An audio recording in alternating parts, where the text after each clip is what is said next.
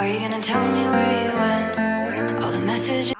et bienvenue dans cette nouvelle vidéo sur ma chaîne. Je suis très heureuse de vous retrouver pour faire le bilan de l'année 2020 et pour vous présenter mes meilleures lectures. Cette année, j'ai terminé la lecture de 31 livres. Pourquoi j'ai dit j'ai terminé la lecture? Parce que j'ai abandonné énormément de lectures. Cette année ne m'a pas du tout réussi. J'ai lu beaucoup moins que l'année dernière, contrairement à beaucoup d'entre vous sûrement. Mais bon, j'espère que ça sera beaucoup mieux l'année prochaine. Avant que je n'oublie, je vous demande s'il vous plaît de me noter dans les commentaires votre meilleure lecture de 2020. Je suis en train de préparer ma pile à lire pour l'année prochaine et donc je vais sûrement m'inspirer de vos coups de cœur. Alors on rentre tout de suite dans le vif du sujet. Quels sont les livres qui m'ont le plus plu en 2020? Ce n'est pas un top, hein, il s'agit d'un ordre chronologique. Ne tirez pas sur l'oiseau moqueur de Harper Lee. C'est un livre qui a été publié en 1960 et qui a reçu le prix Pulitzer. Les événements se passent en Alabama pendant les années 30, donc c'est au cœur d'une Amérique sudiste ségrégationniste et où les préjugés pèsent lourd sur les épaules. Les événements sont racontés par Scout, une petite fille de 9 ans qui est la fille de l'avocat Atticus Finch. C'est un avocat blanc qui est commis d'office pour défendre un noir accusé d'avoir violé une femme blanche.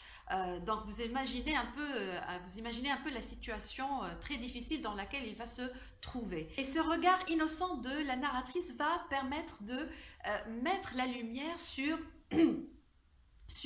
l'injustice du système et sur la mauvaise foi des adultes. Le point fort de ce roman, c'est vraiment le personnage d'Atticus Finch qui suscite vraiment l'admiration, qui est un exemple à suivre et pour ses enfants et pour nous tous. C'est un exemple à suivre à travers pas seulement les paroles, mais aussi à travers ses actes. Ce roman est truffé de phrases et de répliques qui vous marquent. Je vais vous lire l'une parmi elles. Tu ne comprendras jamais personne si tu n'envisages pas les choses de son point de vue, Scout.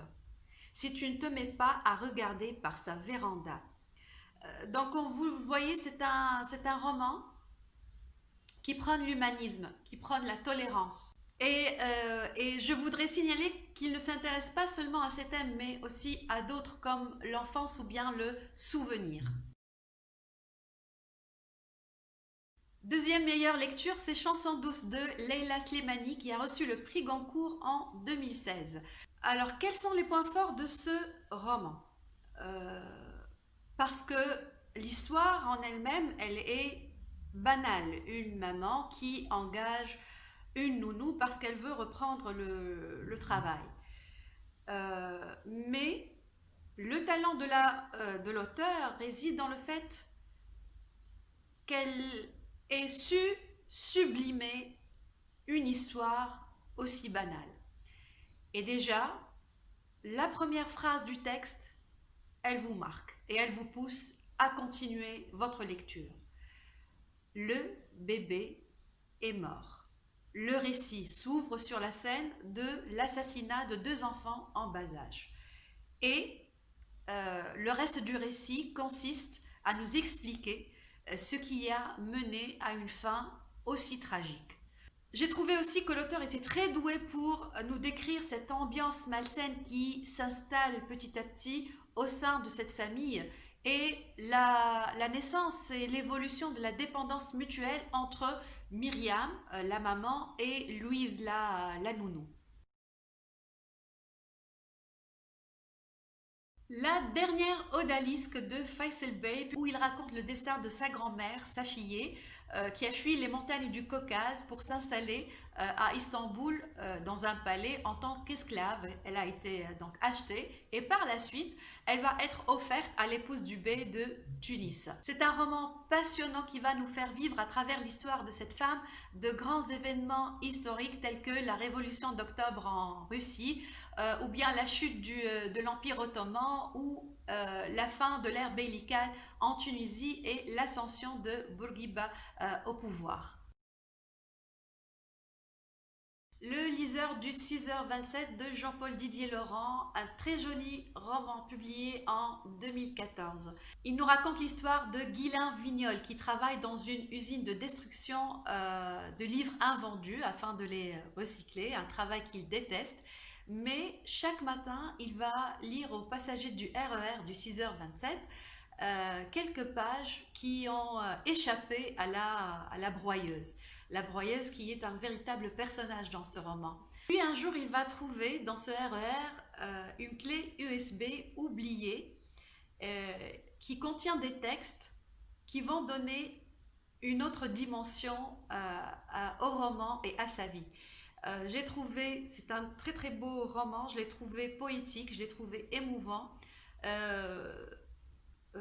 optimiste et qui sait donner de la magie au quotidien. Geisha d'Arthur Golden, publié en 1997 et qui raconte les mémoires d'une célèbre geisha au Japon pendant les années 30. Ce sont des mémoires fictives, hein, ce ne sont pas des mémoires réelles. Ce que j'ai beaucoup apprécié dans ce roman, c'est qu'il est très bien documenté. Donc à la fin de votre lecture, vous saurez tout du monde des geishas, un monde mystérieux, un monde d'art, d'amour contrarié, de combines, de jalousie, etc. Donc très agréable lecture que je vous recommande aussi. Un aller simple de Didier Van Kovlart, publié en 1994, c'est un autre prix Goncourt. Ce roman a été une réelle surprise pour moi, je ne m'y attendais absolument pas. Je ne vais pas vous donner beaucoup de détails sur les événements. En tout cas, le personnage principal qui est Aziz, je l'ai adoré. Il est très attachant et très drôle.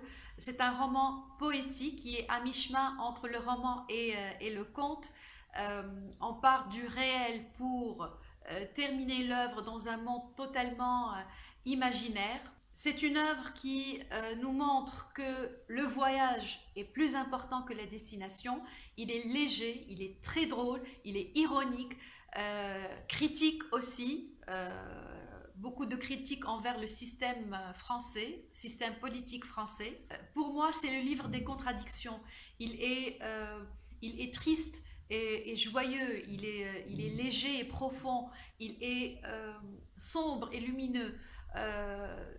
Donc, comme vous le voyez, j'ai beaucoup apprécié cette lecture et je vous recommande vraiment de le lire. Je termine par Le vieux qui ne voulait pas fêter son anniversaire de Jonas Jonasson, publié en 2009. C'est le genre de livre qu'on aime ou qu'on déteste parce qu'il est complètement disjoncté et loufoque. C'est l'incroyable destin d'Alan Carlson, un vieux monsieur de 100 ans qui décide le jour de son anniversaire de fuir sa maison de retraite. Et dans la gare, il va voler la valise d'un jeune homme qui se trouve là et qui contient une très grosse somme d'argent. Donc il va être poursuivi par le gang, parce que ce jeune homme c'est le membre d'un gang, par le gang, par les journalistes et par la police. Et en parallèle, nous avons une autre histoire. C'est la vie d'Alan Carlson et à travers sa vie, 100 ans, l'auteur va nous parler des plus grands événements du XXe siècle, mais il va le faire d'une manière totalement différente. Il a beaucoup d'imagination, il s'amuse avec l'histoire. Et c'est un livre qui est drôle, qui est surprenant, qui n'est pas à prendre au sérieux. Je vous préviens, hein, mais qui vous permet de décompresser et de passer un excellent moment de lecture. Voilà, cette vidéo est maintenant terminée, j'espère qu'elle vous a plu. Comme je l'ai dit tout à l'heure, n'oubliez pas de me noter vos meilleures lectures. Je vous souhaite de passer une excellente année pleine de santé et de bonheur. Je vous dis à très bientôt. Salut!